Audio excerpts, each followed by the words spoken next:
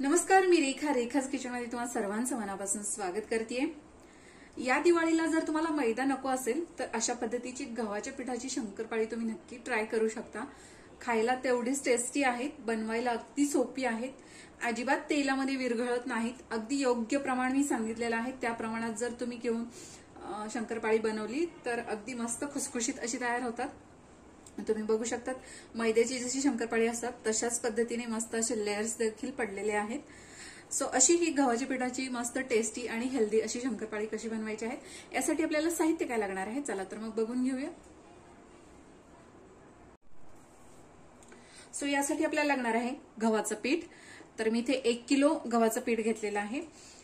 वाटीने मोजलं तर या वाटीने मी 8 वाट्या भरतील एवढं हे पीठ घेतलेलं आहे। फ्लेवरसाठी वेलची पूड, अगदी चवीला थोडंसं मीठ, कुठल्याही गोडाच्या पदार्थामध्ये थोडंसं मीठ घातलं पाहिजे जेणेकरून त्या पदार्थाची चव आणखीन वाढते। आपण हे वजनी प्रमाण घेतलेलं आहे तर इथे 1 किलो गव्हाच्या पिठासाठी 200 ग्रॅम मी इथे तूप घेतलेलं आहे। त्याचप्रमाणे 300 ग्रॅम साखर घेतलेली आहे। तर इथे आपल्याला तूप वितळवून किंवा गरम करून घ्यायची गरज नाही, ऑलरेडी थोडंसं हे वितळलेलं आहे। तर यामध्येच आपण हे सगळं मिक्स करणार आहोत। तर सुरुवातीला इथे चवीनुसार आपण मीठ ऍड करणार आहोत, त्याचप्रमाणे वेलची पूड। तेल गरम करण्याची गरज नाहीये, तेल किंवा तूप तुम्ही जे काही घेतलेलं आहे तर ते गरम करण्याची गरज नाहीये। तर इथे 200 ग्रॅम आपण वितळलेलं तूप घेतलेलं आहे। हे थोडंसं मिक्स करून घेणार आहोत आपण।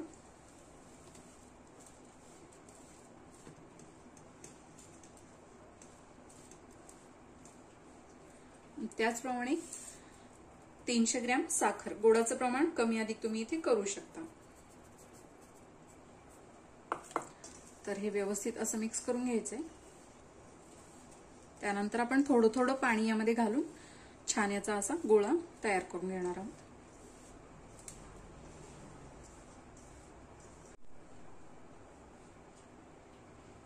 तर यामध्ये थोडंसं पाणी आपल्याला ऍड करायचंय। पाणी अगदी नॉर्मल आहे, गरम किंवा कोमट करायची गरज नाहीये।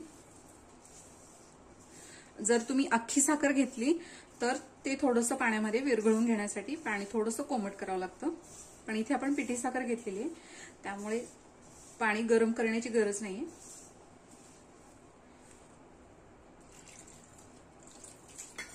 तर अगदी थोडं थोडं पाणी इथे ऍड करायचंय आपल्याला।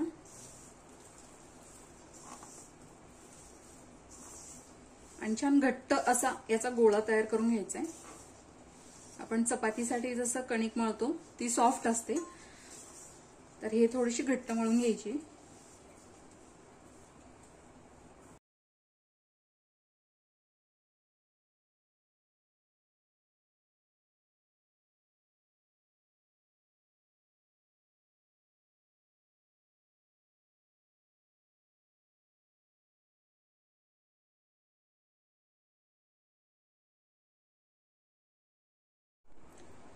तर अशा पद्धतीने आपण हे मळून घेतलेलं आहे। तुम्ही बघू शकता इथे मस्त असं घट्ट मळून घेतलेलं आहे आपण। छान असे पिठाचे तुकडे पडतायत। सो याचे आपण पेढे तयार करून घेणार आहोत। थोडंसं जास्त प्रमाणात घ्यायचं, कारण जेवढा आपण जास्त जाड लाटतो ना तर शंकरपाळ्याला पदर देखील तेवढेच मस्त सुटतात। सो अशा पद्धतीने हे करून घ्यायचंय।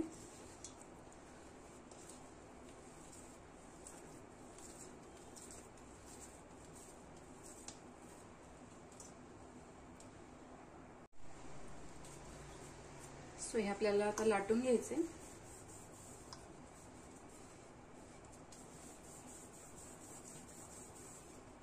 तर इथे आपल्याला असा पोळपाट फिरवून घ्यायचा आहे।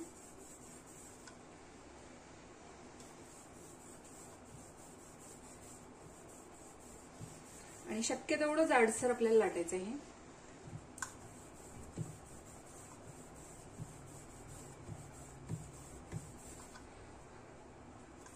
अशा पद्धतीने हे लाटून घ्यायचे।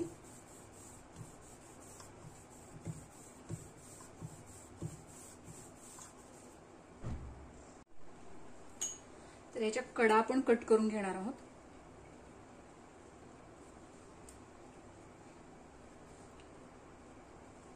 अशा पद्धतीने हे कट करून घ्यायचे.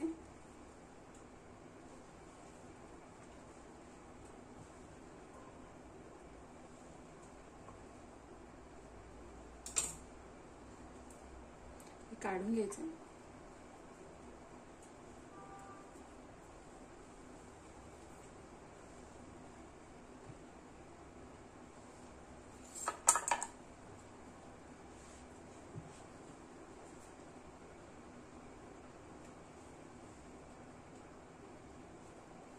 अशा पद्धतीने हे कट करून घ्यायचे.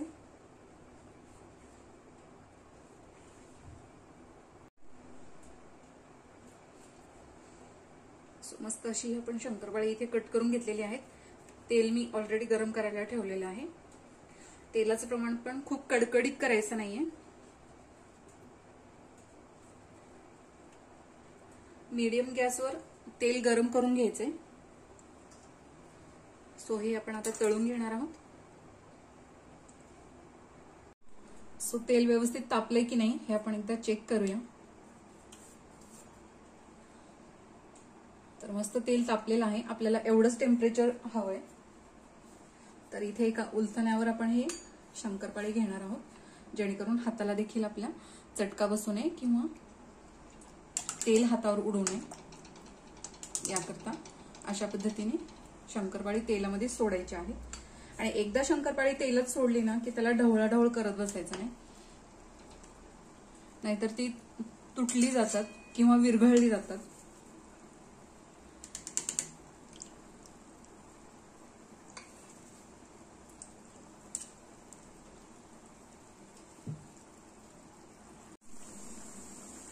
तर इथे तुम्ही बघू शकता शंकरपाळी आपोआप अशी वरती येत आहेत तेलामध्ये. त्याला खूप उलट पलट करायचं नाही, अगदी हलक्या हाताने थोडंसं आपण हे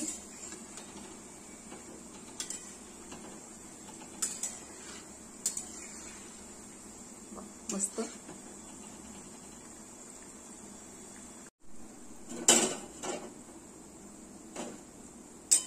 मस्त अशी शंकरपाळी तुम्ही बघू शकता.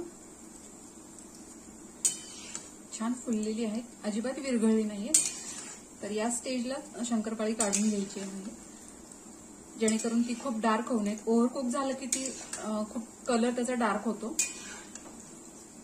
तर या स्टेजलाच ही शंकरपाळी काढून घ्यायची आहे. मस्त अशाच पद्धतीने मी राहिलेली बॅच देखील तळून घेणार आहे. सो अशा पद्धतीने भरपूर असे हे लेअर पडलेली शंकरपाळी तुम्ही बघू शकता. इथे मस्त गव्हाच्या पिठाची आहे, असं खाल्ल्यानंतर कोणाला वाटणार देखील नाही. तर इतकी टेस्टी ही शंकरपाळी लागतात. तर तुम्ही बघू शकता मस्त अशी ही खूप सारे याला लेयर्स पडलेले आहेत. सो रेसिपी जर आवडली असेल तर नक्की ट्राय करा. व्हिडिओ जर आवडला असेल तर लाईक करा, शेअर करा, सबस्क्राईब करायला विसरू नका. बेल आयकॉनला क्लिक करा, जेणेकरून तुम्हाला माझ्या व्हिडिओची नोटिफिकेशन येत राहील आणि अशाच प्रकारचे छान छान रेसिपीज तुम्हाला बघता येतील. प्रेमाने बनवा, प्रेमाने खाऊ घाला. धन्यवाद.